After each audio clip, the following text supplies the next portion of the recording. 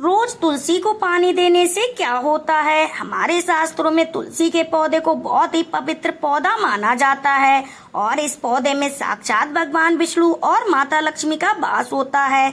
ऐसा बताया जाता है भगवान विष्णु तुलसी के पत्र के बिना किसी भी प्रकार का भोग स्वीकार नहीं करते हैं। तुलसी के पौधे को भगवान विष्णु का प्रिय भी बताया जाता है, इसलिए जो भी मनुष्य तुलसी की पूजा करता है वह व्यक्ति कभी भी अपने जीवन में दुख और परेशानियों को नहीं भोगता, उस व्यक्ति की कभी भी दुर्दशा नहीं होती। तुलसी की पूजा करने वाला व्यक्ति पाप करने के बाद भी नरक में जाने से बच जाता है।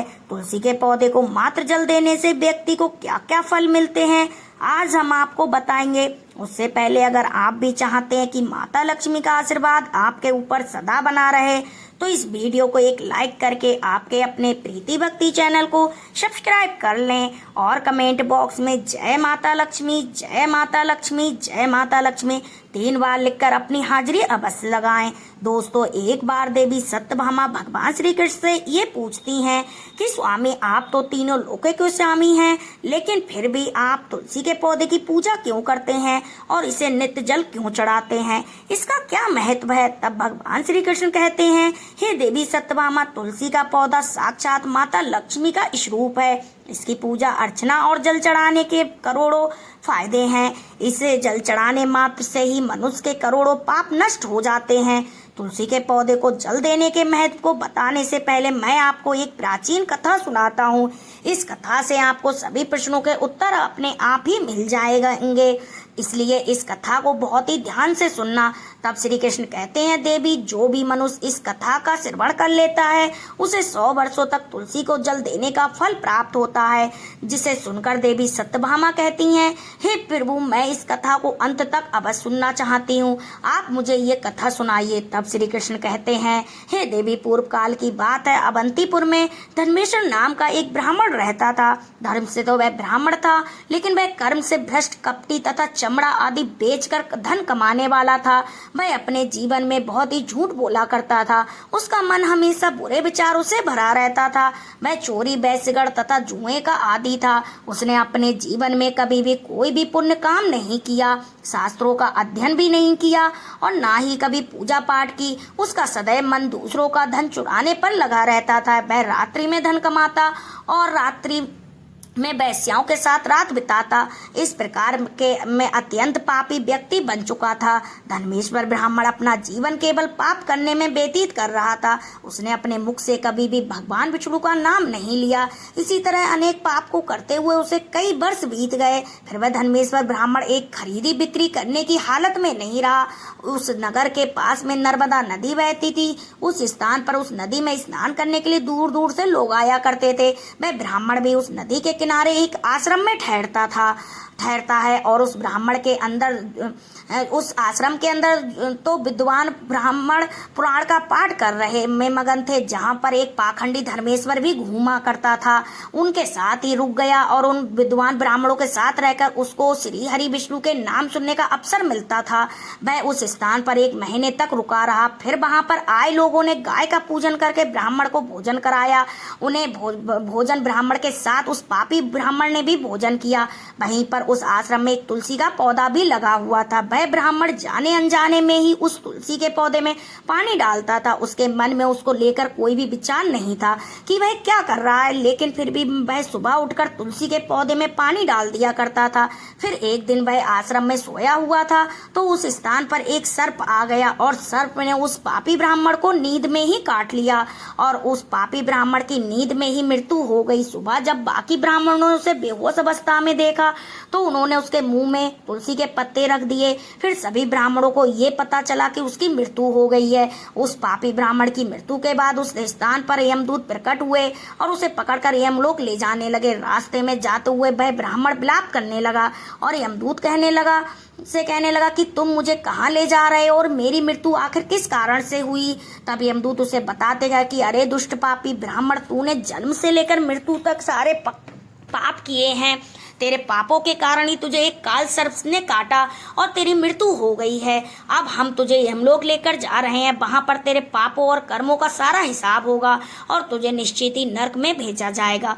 फिर वह ब्राह्मण जोर जोर से विलाप करने लगा और उन यमदूतों से क्षमा याचना करने लगा, लेकिन ये यमदूत ने उस पर जरा सी भी दया नहीं की और उस यमलोक लेकर गए।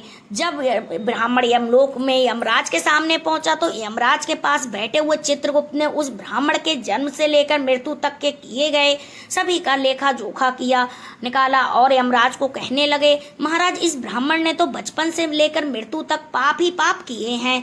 इसने अपने जीवन में कभी पुण्य का काम नहीं किया, तो ये तो बहुत ही बड़ा पापी है। इसे एक कल्प भर के लिए नरक में डाल दिया जाए। फिर यमराज कहते हैं, दूत जीवन भर पाप करने वाले इस दुश्मन को लेकर जाओ और इसे कुंभी पाक नामक नरक में डाल दो।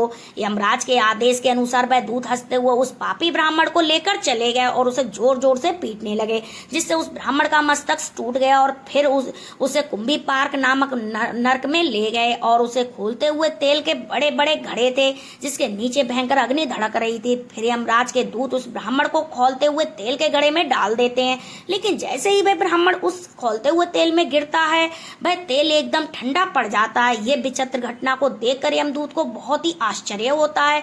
ऐसा पहले कभी नहीं हुआ था, लेकिन जैसे ही वह ब्राह्मण उस खोलते हुए तेल में गिरता है तो अचानक से वह खोलता हुआ तेल शांत हो और शीतल हो गया। इस आश्चर्य को देखकर यमदूत तुरंत यमराज के पास पहुंच गए और वहां यमराज को उन्होंने सारी बात बताई, जिससे सुनने के बाद यमराज ये कहते हैं कि यमदूत, ऐसा तो पहले कभी नहीं हुआ। और यमराज विचार करने लगे, तभी उस स्थान पर देवर्षि नारद आ जाते हैं।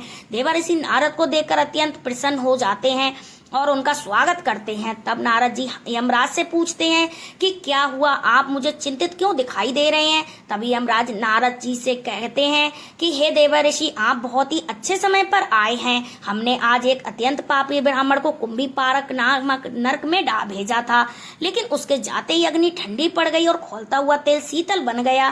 तब देवर्षि नारद यमराज से कहते हैं, धर्मराज, आपने जिस ब्राह्मण को कुंभी नामक पार्क में भेजा है वह नरक में डालने योग्य नहीं है, क्योंकि उस ब्राह्मण के द्वारा जाने अनजाने में एक ऐसा काम हो गया जिसने इसके सभी पापों का नाश कर दिया।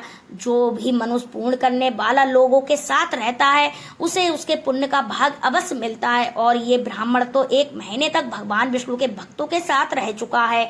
इसी के साथ सबसे बड़ी बात, इस ब्राह्मण ने आश्रम में रहते हुए नित्य तुलसी के पौधे को जल अर्पित किया है, जिससे इस ब्राह्मण को असीम पुण्य प्राप्त किया है और इसके समस्त पाप नष्ट हो गए। ये ब्राह्मण अब विश्वलोक जाने का अधिकार रखता है। इस ब्राह्मण ने जाने अनजाने में इतना पुण्य कर दिया है जो जन्म जन्मांतर में मनुष्य को प्राप्त नहीं होता, इसलिए आपको भी इसे नरक में नहीं भेजना चाहिए।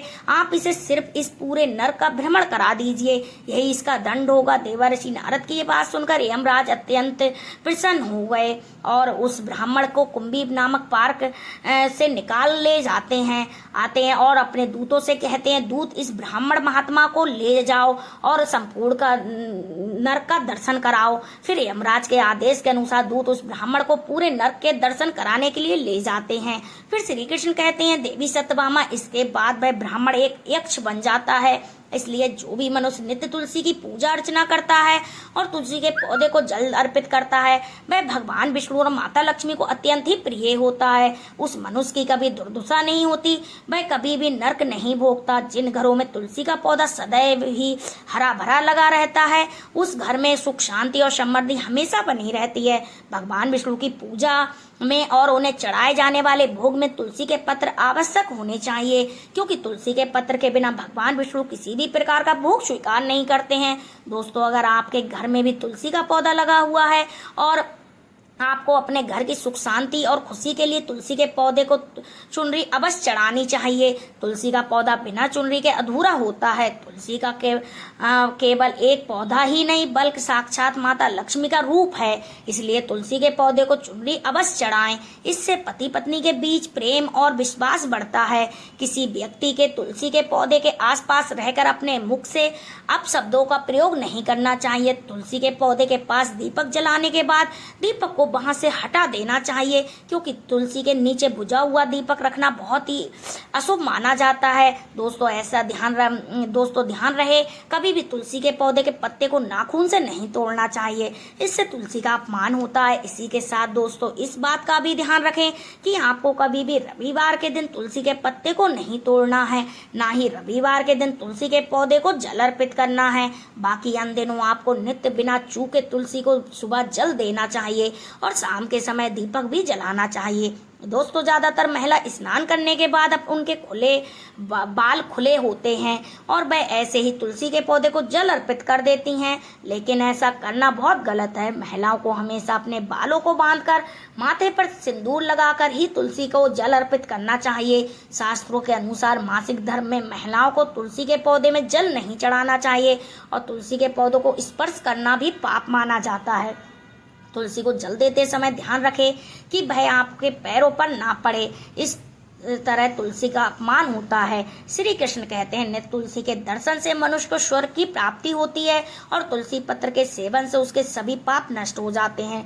दोस्तों ये तमाम जानकारी जन रुचि को ध्यान में रखकर दी जा रही है। वास्तुशास्त्र के उपाय को अपने आस्था और विश्वास पर आजमाएं। वीडियो का उद्देश्य मात्र आपको बेहतर सलाह देना है। इस संदर्भ में हम किसी भी प्रकार का दावा नहीं करते। अगर आज की ये जानकारी पसंद आई हो तो इस वीडियो को एक लाइक करके आपके अपने प्रीति भक्ति चैनल को सब्सक्राइब जरूर करें और बेल नोटिफिकेशन को ऑन पर सेट करें। राधे राधे, राधे राधे, राधे राधे, राधे राधे, राधे।